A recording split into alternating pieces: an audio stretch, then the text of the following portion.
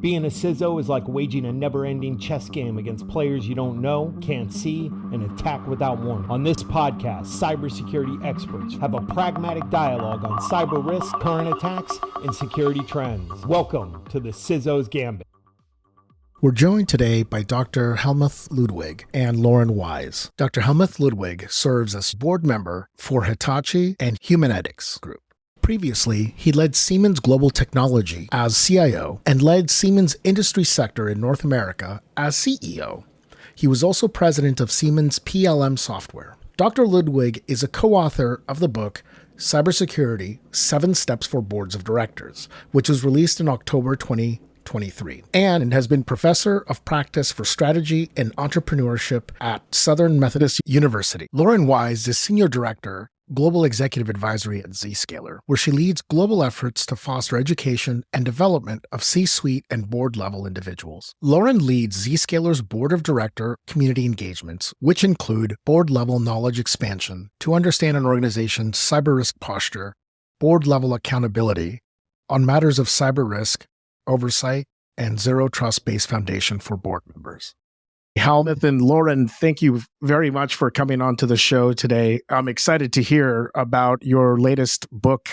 Great. Thanks for having us. Very good, Sean. Happy to be here. There's been a lot of positive discussion since the release of the book. It's been out now, a month and a half? Is that right? Yeah, beginning of October. So a month, actually. Yeah, just a month, right? The book is titled Cybersecurity: 7 Steps for Boards of Directors. And I saw the photos all over LinkedIn and the positive response that was given at the NACD event. There's this great photo with you, Helmuth, your co-author, Andy Brown, and Lauren with other board members and contributors holding the book up. And it was pretty cool to see that because it tells me that there's a need here and excitement around the topic. With what you've observed and the reason that inspired you to approach this topic, what were the things that led you to believe that this was necessary? And what do you believe is driving the interest? Very good question. Let me add to it Andy Brown, the co-author of the book, who was actually at one of the panels at the NACD. The NACD is the National Association of Corporate Directors. And that's their annual event where they bring more than 1,000 corporate directors together. And it was really interesting to see the very strong interest in cybersecurity. And now coming to your point, where does it come from? And I would say it comes from 3 different directions. Number one is there were some major breaches in the last years and months. I mean, one which is, again, in the press very strongly in the last days was SolarWind, which hit many, many different companies. Colonial Pipeline is one which was broadly in the press. They had to pay a ransom of $4.4 million US. And this had effects across the oil and gas industry and several consumers in the oil and gas industry. And these are it's only the peak of the iceberg. The reality is probably almost any entity of a certain size has experienced some breach and has experienced an unfriendly attack. Now, this comes naturally into the boardroom, usually through the CISO or the CEO who informs the board about this. In the worst of all cases, it comes into the boardroom through the press, as we have seen in the other topics. So number one is clearly increase in breaches, and they come from different organizations. They're state-sponsored hackers, and there are, of course, our criminal entities that think that this is a great opportunity to get a stable income stream from their point of view. The second part is the regulatory environment. The regulatory environment becomes much stricter around cybersecurity. The SEC just came out with a new regulation which requires very fast response from the company and specifically from the board, and to inform that there has been a breach if it's of any material character. Now, there's still quite some discussion where does materiality start, but I think for especially our listeners and being professionals in the cybersecurity environment, it's absolutely critical to make sure that as soon as anything in this regard has happened, that they make sure that their leadership is informed and if necessary, of course, also the board of directors. And the third element, I would say, is everything that's happening on the technology side. Several years ago, we all spoke about Industry 4.0, digital transformation. What does it mean at the end for companies? It means that for them to be competitive in their specific industry, it's not only a question of providing the best services and products to their customers, but to enhance them with software, data analytics. So meaning elements that are typically offer potential for cybersecurity breaches. Now, with this additional complexity that not only high-tech companies, really very traditional companies are now exposed to, they do have such a completely different attack surface, which offers opportunity for hackers, meaning from a company perspective, very significantly increased risk. And I would say these are probably the three key areas that lead to this heightened interest on board of directors. But I would say the same you would see on the executive level, which then translated for, I think, our profession in the cybersecurity environment is a fantastic opportunity. Because there is obviously more interest, then there's also more willingness to spend time and ideally all the resources to make companies much more cyber resilient.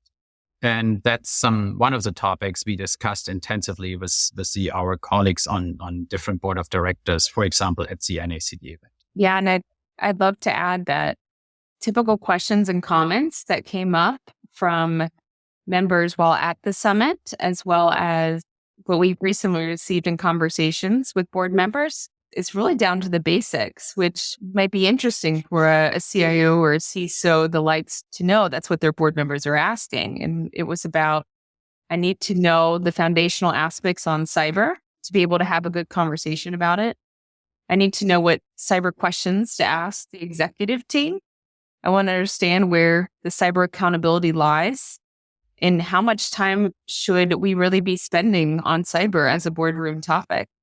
So those are the questions that board members are asking of Helmuth and Andy as the authors and in cyber organizations such as Zscaler, which is very telling. There's a momentum and growth of interest in the boardroom on the topic. And right now, people just want to be better informed to be able to make a positive impact. I think this new body of work that you have created, Helmuth, along with Andy and Lauren, you and your team, has really been a long time coming based upon my observations of the industry for the last 20 some years. Having daily conversations myself with other security leaders and executives, I shared with them the book and they're like, this is awesome. I didn't know that this was a thing. And I said, well, that's why I'm sharing it with you, because I think you should check this out. But somebody asked me when I sent them the link, they said, why did this take so long? They said, why is it that only now we're seeing, and I know that's a very broad statement that they were making, but they had said, well, we've all been living and struggling in this space for such a long time. Why did it take so long for something like this to percolate and put it in terms that makes it even more relevant for board members and for the executives that serve those boards? Sean, this is actually a great question, but maybe let me turn around the question a little bit. And I think a challenge, and I hope I'm allowed to say this as a former CIO, the challenge of us working in IT and deeply in IT is sometimes our language. And sometimes we get so carried away in our own world, in our own terms, and we understand each other. Now, that's great. The challenge sometimes is, how do you translate this to somebody who has a very natural, strong curiosity? And board members, good board members, are extremely well educated on asking good questions. But very often they are not in the lingo of some specific subject matter, like, for example, IT or cybersecurity. What we observed was that there was a lot of very good, excellent literature out there speaking about cybersecurity, speaking about cyber resilience, but very often in a lingo which was very hard to translate into a boardroom discussion. And honestly, I experienced this myself in both sides, coming from the function, IT and cybersecurity, but also sitting in the boardroom, that we sometimes try to talk to each other and we don't fully understand each other because we speak on different levels. We use so many defined expressions of our subject matter, cybersecurity and IT, that a board member just gets confused. And I think this was an observation that we had. And so when we came together, Andy and other colleagues working on this book, we said it has to be written in a form that it's actually educational to a certain extent, meaning, yes, you find terms in there like attack surface, but we always translate this into something which is very close to everybody's heart, meaning you understand when you bring a visitor into a company, you also, the question is your address. Of course, your address is public, but do you show all the different entrances? Can you reduce the entrances that are shown? Can you reduce your attack surface in a cyber world? So we always made sure that we translated the different expressions into something which is generally understandable without losing, of course, the importance and the criticality of the subject itself. And I think this was a recognition which we had. It was not that the topics are unknown. It was more a translation into the language that can be used in a board meeting without losing actually the core content of the subject. Lauren, what's your view on this? Yeah, I definitely agree. I think the book did a great job in starting from a very educational, foundational nature to be able to teach that. But I also think that there's been a movement around analytics of cyber risk and bringing together all the data that would influence what cybersecurity risk is onto a single platform so that technology leaders are able to take that information and then bubble it up so you're exemplifying that full risk to the board in a good, presentable manner. I don't think that was always the case, and not all tools exist in-house for many organizations today, and they might be investing in them or starting to look into that. But that also brings a gap into how they were able to show across many different disparate data, different technology systems and solutions. When it comes to something like financial risk, we talk about that in the book, how you could probably easily pull together a financial risk visual when it's spread across different areas. But when it comes to cyber risk, it's much more complex to be able to drill that down on a certain baseline and then present about it. This idea of the translation to the board members is something that is very resonant with me. And the inverse, I think, is also true. We had Dawn Marie Hutchinson, the global CISO of British American Tobacco. She's considered one of the top 20 CISOs in the world. And she is the only CISO that I am currently aware of that went through the NACD certification. And she shared with us that for her, it was a continuing step, a natural step from her MBA education, her existing technical education, to be even more resonant with her stakeholders. From your perspectives, are those also skills that are lacking? And if so, is the perspective that Dawn Marie had shared and going through the NACD certification, is that where you would suggest that leaders get started to further expand their education and helping with that translation? Yeah, I think the training opportunities out there, there's a lot of educational opportunities. So finding the right ones is important. The NACD seems to do a great job, and other organizations globally will do as well. But I don't think it's necessary that every single board member has that detailed understanding around cyber, especially important within the audit committee and those subcommittees that are overseeing the cyber activities of an organization and being able to weigh in on. It is helping them make better informed decisions and conversations. So it's just like anything when we say on cyber, it should be a continuous journey for board members as well to continue their learning, because the cyber industry is changing and the external threats are changing. So they got to stay up to speed always. Yeah. And then I think Lauren brings up a very important point, which also addresses whom we wrote this book actually for. And it's not for the board cyber specialist. Yes, there are boards that have some board members as members that have very deep cyber security knowledge, specifically in high-tech companies. That's not the normal situation. Some boards do somebody, but at the end of the day, the board responsibility is a common responsibility. And so we wrote this book actually for all board members, sitting, like Lauren just pointed out, in the audit or risk committee, but also board members that are neither in the audit or risk committee, maybe in the nomination committee or in the compensation committee, because also there are important elements that they have to consider. How do you make sure you not only attract the right talent, but you keep the right talent? How do you make sure that in your governance regulations, you have covered all the requirements that are relevant for your company, be it the NIST framework, be it the SEC requirements, they are the obvious ones. And so the book, I would say, address C we have is every board member. But then there is a second element in here, and that might be more interesting actually for the listeners of our podcast here today. It's also very helpful for the cyber and IT professionals, because when you read through this book, it reminds you, how do you actually address a board member? And the example I just gave you before is that we translate some of the descriptions which we usually use in an IT or cyber world. We try to translate those into a business situation or just a real personal life situation to make it more relatable to a board member's experience. And this is, I think, really critical. We always have to think in the chair of the person we are talking to. And I hope that CISOs will be more and more in the boardroom, and they will be more and more asked to give updates on their status. And I hope that board members will ask not only questions, but the right questions that are actually helpful and that drive new insights. Now, board members bring one element usually with them, which is really critical in this regard.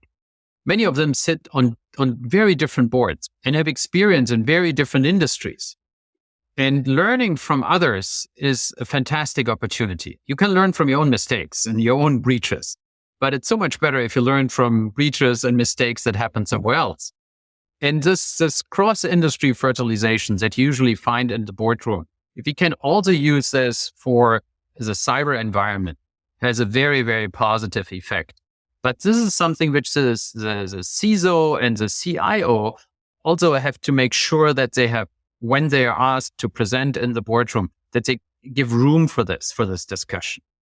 And that they really make sure that they're not just throwing their scorecard up and trying to get out of this room as fast as possible, but to have a real dialogue around the activities inside the company to protect the company and to increase the resilience against potential attacks. Helmuth, you mentioned the areas within the book that addresses the actual board and some of the differences there. It would be interesting to understand a little bit from your point of view, and Lauren, your point of view as well. What are the differences that you both have observed in terms of how the cybersecurity responsibilities, the risk management responsibilities between the board versus the executive leadership team, how those are different or how they vary? Would you be able to give us some perspectives on how you both see those differences showing up in the real world? Yeah, let me kick this off and I turn it over to Lauren. There's a very simple rule which I think is extremely helpful to differentiate, as you described, the role of the director and the role of executive management. The role of the director is nose in, hands off. What does this mean translated? It really means a good board of directors focuses on asking the right questions. They really want to generate an understanding. Where is this company? Are we developing in the cybersecurity field? Are we developing further? Are we focusing our investments on the right areas? Do we have the right people in place? To my friend CISOs out there, every presentation to the board is a test. Are you the right person for this job? So I don't want to make it more and more difficult for you, but honestly, that's a role of the board of directors to make sure the right people are on the bus and they're sitting in the right seat on the bus. So this is usually where board of directors come in their oversight role. And that's what they have. They have an oversight role, meaning they have to make sure that a company informs adequately their investors. They represent the investor community, first of all, and plus then other stakeholders. But first of all, they're investors. So they have to make sure, is there information which is material, which the company has, which their investors should know? If you just think in this simple term, and you can use this in any context, in business opportunities and in business risks and in other areas, expansion of your business. It's always a question, is there something materially happen which investors should know, which they should have a right to know? And if you think this through from this angle, then probably if you invest $100,000 in a new cyber tool, probably not necessarily investor relevant. If you're hacked and you're not able to perform your business for a week or even longer, highly relevant for your investors. And the board of directors in their oversight role has to make sure that, especially now with the formality of the SEC ruling, in a very short time horizon, in this specific case, it's 4 days to inform the investor community adequately around this material breach. So the role of the board is oversight, is making sure that the right communication goes to the right stakeholders. But they also have a role in making sure, as I described before, that the right people are in the right place in the company to be able to generate a positive return for their shareholders. And that's something which helps enormously if you always think through the moment where you have interaction with the board, that the board of directors wants to make sure they want you to be successful. Because if you're successful, the company will be successful. There will be no surprises. They want to avoid surprises. So if you always think it through in this regard, how can I educate my board of directors more about what we're doing, that we are doing here the right things, how we are advancing, and how we compare to others? And there, I would strongly recommend to using, for example, the NIST framework is extremely helpful, but also benchmark data. And you also want to have your internal scorecard always ready to show where are you developing further. And Helmuth, I appreciate how you've talked in the past too about it's not just what's being discussed, it's what's not being discussed in the boardroom. So what's not being discussed might be, what is our true cyber risk exposure? Where are the most vulnerabilities in the organization that aren't being covered right now and we're not able to, maybe from a financial, a talent perspective? And how vulnerable are we really to a cyber attack? Are we prepared if we are to be attacked? And what's the plan of action of the board? What's the plan of action for the organization as a whole? And so those types of conversations might not be being had today, and it should, between a CISO or a technology leader in the board. Yeah, and Lauren, let me add to this. I think that's a great point. The members of the board of directors, they used to work with defined frameworks. Of course, usually financial data, very clearly defined with internal, external audit. So they very much used to read the monthly and quarterly statements to make sure that in the communication in a 10Q and 10Ks, the adequate communication goes out. That's a standard procedure they feel very comfortable with. What they might not feel that comfortable with is this a little more undefined cyber environment. So our role as cyber experts is to try to get as close as possible to a standardized reporting. And that's what I was referring to before with you want to have a scorecard. And in our book, we talk about a scorecard for organizational risk score, in which shows the attack surface, how the risk of being compromised, lateral propagation, and data loss. Now, before we throw this scorecard out to our readers, the board members, we first explain in plain English what actually those 4 topics mean. So we bring our board members very close home to those topics. And that's what I would recommend always. The moment where you use a framework, where you use a scorecard, make sure that it's really fully understood what these terms mean.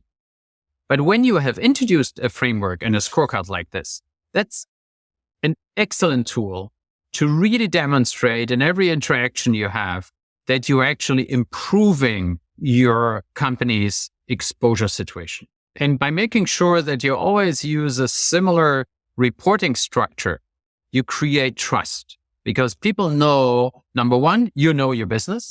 Number 2, you're improving. And number 3, ideally, you have some external benchmarks which show that actually the company is on track. that creates confidence and trust by board members. And then when you turn around and say, look, we have here an area where we're actually relatively weak, but we need to cover this. We need a certain investment. With high probability, you have very open ears and ideally an adequate capital allocation decision, which is then supported from the board when executive management does these investments. One of the things that I hear a lot from CISOs that are stepping into an existing security program, and let's just use one for example, strawman example, organization that has not had a publicly reported breach at the time. Let's just use that as an example. New CISO comes in and they observe, and I've seen this many times across different organizations, and so have others, that perhaps the things that have been reported up and out to the board or the audit committee are not as accurate as they should have been. And one thing that has come up over and over again, and I've known individuals that have actually resigned over this, where if they're reporting into, let's say, a CIO that has been in place for a while, and this has been happening technically under their watch, they get very concerned about bringing these issues up because they feel that becomes a career limiting move. And I've seen it where CISOs are let go because maybe they're being a little too noisy. I've also seen it where CISOs say, I don't want to have any part of this. I'm stepping away. With the boards becoming much more aware of not only the stakes and the impacts that can happen due to a lack of transparency, what would either of you advise or simply provide as a perspective to a brand new security leader stepping into an organization that perhaps historically has struggled with that full transparency? And how might they either engage with the board or engage through another mechanism to help them safely report these things to the appropriate leadership so action can be taken? Great question, Sean. I think you have to differentiate between facts and interpretation. And the first step is to say, look, these are the different KPIs we look at. And usually you get very fast agreement. Especially if you're new in the job, people want you to be successful, and they also want you to be very clear in what you're looking at. If you have agreed on the KPIs, the next step is to measure them. You're still in fact land. So if you have your scorecard clear and you measure those, or your, as we call it here, organizational risk score, it's just a factual description of the current situation. Now, the interpretation might be different. You're somebody who has been in the role for a long time, might not like the facts and might interpret them as something risky potentially for their personal career, but they can't change the facts. Now, what they can do, and that what I would expect, and I personally have seen, that for example, if the CISO reports to a CIO, that the CIO takes this information and says, well, I got to change something here. So it's great to have a new CISO who really creates this transparency. Now we have to talk about which kind of investments we do to make the changes that are necessary. And I've seen this personally in one of my boards where we had an exchange on the CISO side. Now there, it was a little simpler because the CISO had a direct reporting line, which they actually very often have to the chair of the audit committee, a dotted line. And in this case, to the CFO. Here, the CISO reported to the CFO. In some organizations, it's a CTO or the CEO. But in this case, it was the CFO. And he actually created this transparency. And what happened shortly after? A breach. And this was the opportunity for the CISO to shine. Because what the CISO did was, having created the transparency, and having really a very fast learning curve on where the weaknesses of the organizations are, where the strengths of the organization are, he became the trusted partner of the CFO. And through this, also of the chair of the audit committee, and finally the whole board, reported several times to the board on this topic. And we could also all see the enormous competence this individual brought to the table, and that the person did not shy away from addressing the critical topics. And I think this is one of the personality traits any successful CISO needs to have. They should never shy away from bad news. Actually, another board chair I enjoy working with, he always says, look, good news is no news. Bad news is good news. What he means by this is the moment we do have the bad news on the table, we can do something about it. And we need an environment of psychological safety where people feel comfortable talking about the bad news. And good executives and definitely good board members, they appreciate this kind of interaction because then they know there's somebody there who will not sugarcoat a critical situation, who will really create transparency on the facts. And then we can discuss what does it mean from an interpretation perspective. Did we miss out of investments in the past? Don't we have the right people in place? Or was this an issue which we all hadn't seen? So let's now go forward and make sure that we are covered going for the future. We can't change the past, but we can work on the future. And that's usually where good IT professionals and especially cybersecurity professionals shine and create trust of the executive management and of the board. I like how you talked about that transparency, and I agree with that. It's kind of bucking it into that technology transparency, financial transparency, and then into those non-technology factors like the skill sets and the communications and the culture around the organization of cyber. Because as you're coming into organization, you should be able to get your head around all those three areas. And I also think that partnering with your business organization leaders would be very important. I know Helmuth has talked about that in length as well of that being a successful initiative to do as you're going up to the board. So making sure that you're aligned with the initiatives of the business and their growth objectives, and being able to position cyber in a way of this is the goal to help them achieve those initiatives and outcomes. So we are wanting to transform the future to be able to enable them to do their jobs better and grow the company from a broader perspective. On this bad news is good news, I know that for a lot of the audience that are dealing with this challenge right now, especially in the light of some of these indictments that we're seeing coming down from federal agencies, I think both of your words are encouraging and likely very appreciated by folks that are at the moment thinking through, what do I do with this potential mess that I have on my hands?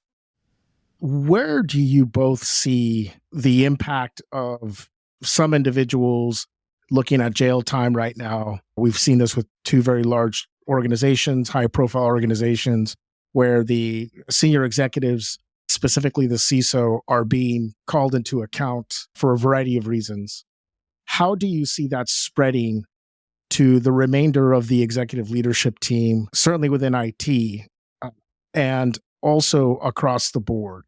Because it begs the question, going back to one of the points you made earlier, Helmuth, which is nose in, hands off, ask great questions.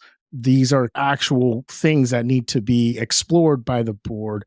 And the sign of a good board member is not only that they're highly experienced and intelligent and capable, but they're also very curious and driving for more clarity, more understanding. That implies then in certain organizations that perhaps that wasn't the case, that those things weren't being done.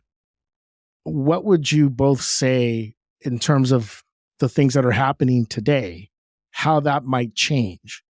It seems you're specifically addressing the latest information on the SolarWinds case, which just came out yesterday, as the day before yesterday, Monday actually, was from the SEC.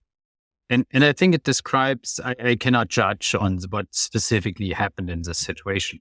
But when you read through the SEC release, what they're addressing is exactly what we discussed before: missing transparency and overselling cybersecurity, existing cybersecurity inside the company. And I think that's the most important part, coming back again to many of our listeners here today. my strong recommendation is make sure you're very transparent and you're clear on where the company is standing. And your executive team might not like this information, but if it's factual, it's factual. And it's our role to be very transparent on the factual situation. Then we can talk about the actions to take. And it seems from, again, only outside in, only from what I read from the SEC communication, it seems that this is exactly what has not happened at SolarWinds. The good news around this is that this goes now, this announcement is very public. It's sitting in boardrooms. It's sitting with executive teams. It's sitting with us as CISOs and CIOs. So many people will analyze this to detail in coming to your question, Sean, and will take the conclusions out there. And my personal hope is that the conclusions is going in three directions. Number one is transparency is what matters most. Number two is it's not enough to have transparency. You have transparency on the right topics. So what are actually the topics you're looking at? What are the data you want to analyze? What is the scorecard? And the third is the willingness to make sure that the investments in human capital, investments in technology are actually done. That helps a company to be better protected and to be more resilient. We talk about this in length in the book in terms of the ownership and responsibility over cyber. And I think that's a great way to start for all organizations to start reframing and having that conversation with the broader C-suite and the board on who really owns that accountability over cyber and who should be involved. So it shouldn't just be the CISO. You need to start looking into the CEO and the CFO and the other individuals on the exec team to have that accountability, to be able to understand where those vulnerabilities are and be able to analyze it in a different way. That's extremely important. And Sean, when we're talking technology, so we purposefully added a chapter in the book on technology. And I have to admit, there comes some personal experience. So when I was CIO at Siemens, one of my team members came up and said, look, we have to invest heavily into a zero trust concept. And honestly, at the beginning, this was completely misunderstood by myself, but also by the executives. They said, well, what do you mean zero trust? Of course we trust. Yeah, well, not really. So trust but verify. And then, of course, all our listeners today know this, but when the concept was first discussed, I think there was a lot of misunderstanding around it. I became an incredible fan of the concept. And the reason was, it was for me the first time that I saw where cybersecurity increases at the same time usability, and actually in our specific case at Siemens, when I was CIO there, had a cost reduction effect. And later on, I could see how there are other positive effects. For example, during M&A or when we spun off parts of the company, which we could do much easier having the zero trust concept as the basis than if we would have not introduced the zero trust concept. And now comes another element, looking more into the future. ChatGPT created something which we might all call it just an AI hype. I honestly believe, yes, there is a lot of hype in there, but there's also a lot of factual changes in here. And some business models will change radically. And that brings us back, Sean, to the early discussion around digital transformation. I believe we are now in a second very important wave of having a completely different understanding how data actually can be used. And AI is nothing else than a prediction machine, sometimes a more complex, sometimes less complex. But it has always one common denominator, and this is quality data availability. And also data, ideally, in a protected sense. So meaning there's a lot of personal data in there.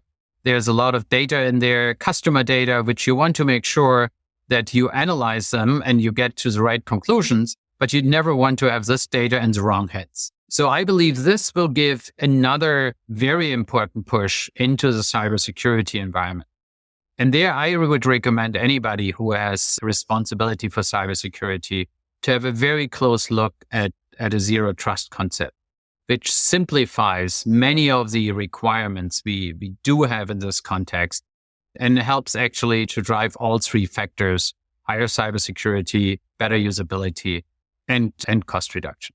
But that's really my personal experience on the user side when I was still CIO at Siemens.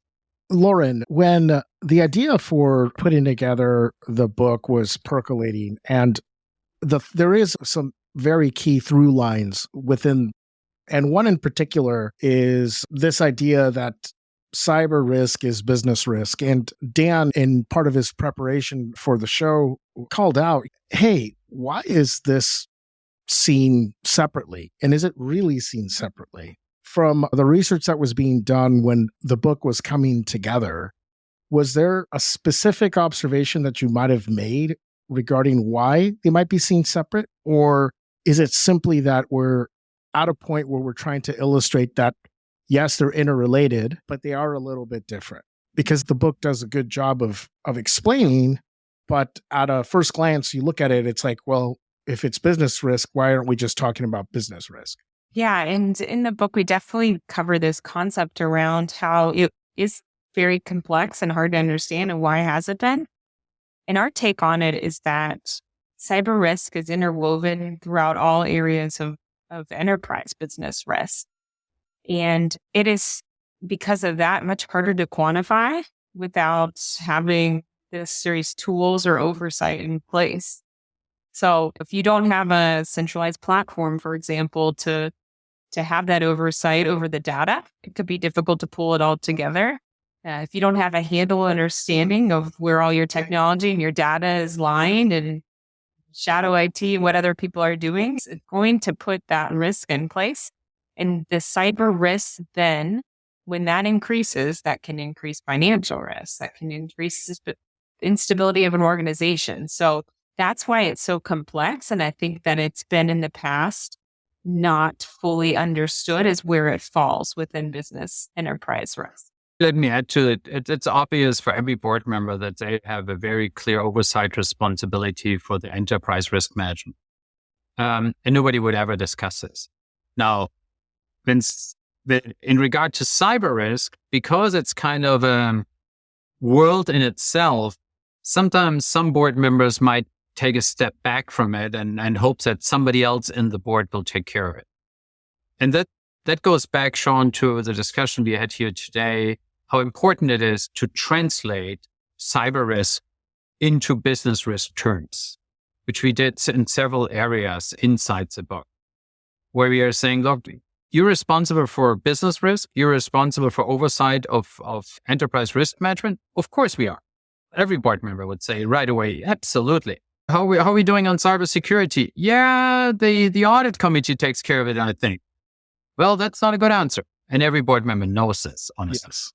So what we are trying to do is to translate the cyber aspect of risk into, as Lauren pointed out, business risk, financial risk, so that it becomes much more tangible for a board member. And again, there, I think it's so critical. The whole board has the responsibility. You cannot delegate this simply to one board member. There might be different experience levels inside the board. That's very natural. That's also in the financial arena. It's in certain businesses and in end markets. That's exactly why you want to have a board that has diversity of experiences and thoughts. But at the end of the day, you all need inside a boardroom a minimum experience and knowledge on cybersecurity. And that's what we wanted to express by this, by translating some cybersecurity aspects into general business language. One thing that did come up is in the context of the translation and how that can get better across the board from the operational folks within cybersecurity or IT, really at the strategy level between the ELT and at the board. If we were to just say, hey, there's one takeaway I would really love for other fellow board members to take away from the book, and it may be more than one, what would you say, Helmuth and Lauren, that they should keep top of mind? Cyber risk is a continuous journey, and it's going to be that way for board members and for the C-suite. I think that with specific rulings coming out in the recent past and about to come as well, such as the SEC cyber ruling, it remains to be seen what that's going to be, how that's going to impact things. And I think people are on a bit of an edge of a seat right now, waiting to find out, is this going to be something that's going to pass by the wayside and will be easy for organizations to report on? Or is this going to now put a major focus on cyber risk and publicity and whatnot on organizations negative that they might not want to have and might not have had before? So I think it's important for board members to just stay involved, engage, and grow and learn on the topics as much as they can as the industry changes. I couldn't agree more with everything that Lauren said. The only thing I would add is cybersecurity is neither rocket science nor a secret science. And every board member can add significant competence in the area, which really helps their company to make sure to become more safe, more secure, and more resilient. Helmuth and Lauren, I appreciate you both making the time to join us on the show. If the audience would like to check out the book, either get a physical copy or the ebook itself, what would be the best place for them to find it? Best way to find it would be going on to Zscaler.com. And we have it featured on our main page. So you can click the link there, as well as within our resources. We have it as an ebook, and you can reach out to the Zscaler team if you have interest in getting a copy, and we'll be able to get that over to you. Great. Helmuth Ludwig, Lauren Wise, thank you both for the great work that you've created with this new book. Tons of excitement around it. I know I've been enjoying my read through, and just thank you so much for providing both of your insights. Sean, it was a real pleasure, and all the best to your audience. Thank you, Sean. You've been listening to the CISO's Gambit. I'm your host, Sean Crudero. Thank you for tuning in. If you enjoyed this show, please leave a comment and subscribe.